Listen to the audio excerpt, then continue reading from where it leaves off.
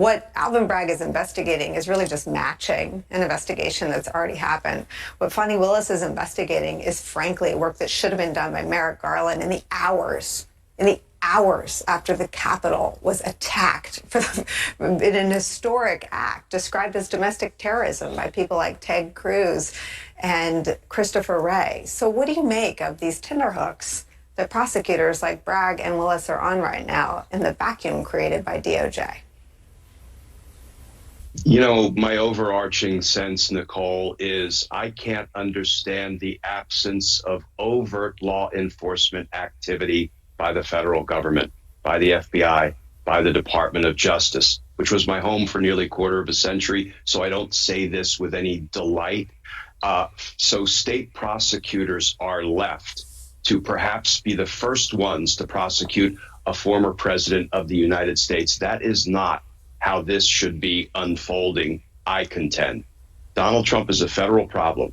The most serious crimes he committed are federal crimes. There should be a federal solution, and that should look like a federal indictment. And I'll tell you, my heart breaks for the criminal justice system, because when you look at the violence that Donald Trump continues to inspire up in New York, death and destruction if I'm indicted, you know, depicting Donald Trump holding a baseball bat, appearing like he's about to take a swing at the very district attorney who is prosecuting him down in Georgia.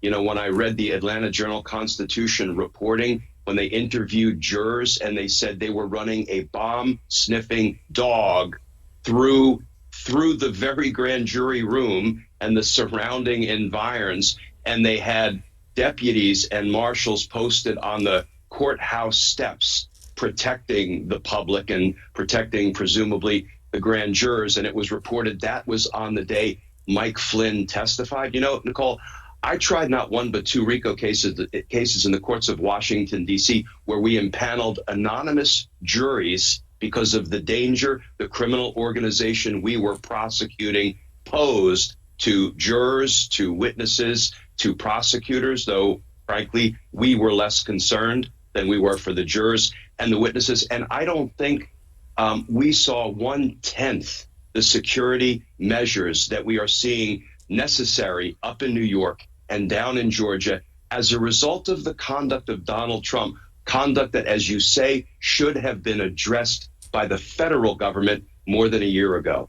I mean, Glenn, I want to follow up. I mean, right now, and I just scratched a quick list together in the break, the IRS, the National Archives, the FBI after the attack at a field office, and DOJ are under heightened threat levels because of Donald Trump. So the notion that Donald Trump is a federal problem is established by the federal government in terms of their threat posture to protect themselves. That said, to your point, the people being threatened by Donald Trump on social media are Alvin Bragg with a baseball bat, Fani Willis with harsh attacks that Donald Trump disseminates to his millions of followers on social media.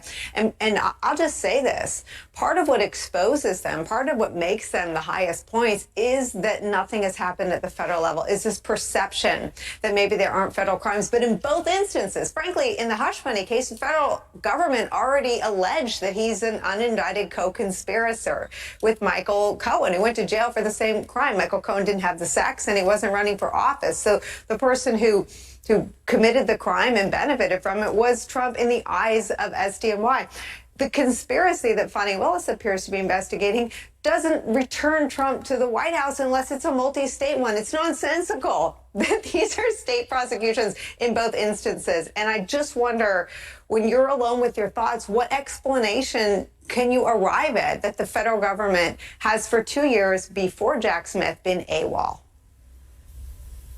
You know, I think of the argument that I made to my juries over and over again over the years when there were lots of inexplicable circumstances surrounding, let me use as an example, a murder trial.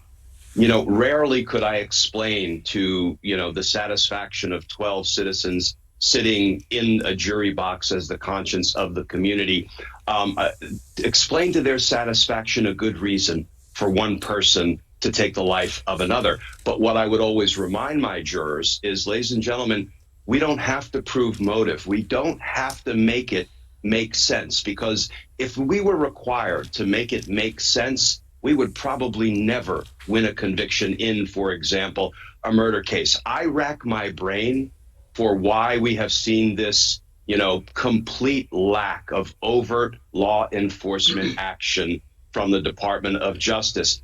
I can't explain the inexplicable, but when you see, for example, just take one instance of him posting the baseball bat about to be swung at Alvin Bragg, that not only violates New York law, interfering with governmental administration by trying to intimidate a public official, it also violates federal law, Nicole. You are posting something on the internet, which means you're transmitting it in interstate commerce, and it's a threat against a public official. In fact, it can be a threat against any person that you post in interstate commerce, and it would be a federal criminal offense. Why we don't see at least some incremental charging of Donald Trump as they continue to investigate in the grand jury and build towards subsequent or superseding indictments. Why don't we see some incremental overt law enforcement action that will at least send the signal